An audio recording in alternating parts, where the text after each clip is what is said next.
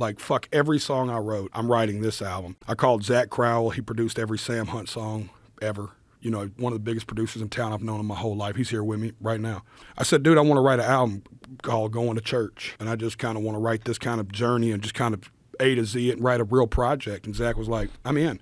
He's like, well, why don't you just call it WHITSITT Chapel? So that's how we ended up doing WHITSITT Chapel. So when Need a Favor came into the fold, I was like, what's worship music for sinners sound like? So how do I feel? You know what I mean? And then it was like, only talk to God when I need a favor. You know, and I was like, we got to build it with a choir and big production. I want that old stomp, clap, you know, that old church feel. And I want to bring like that vibe of that church, you know, into the, and the whole thing is the whole album is built on that vibe of like, there's fire and brimstone. There's everything you go through in a Sunday morning worship service. If you've ever been to a Sunday in the South worship service, you're going to convince you you're a horrible human at some point, you're going to hell, and then at the end, they'll hit a major key instead of a minor one finally and go, but there's hope.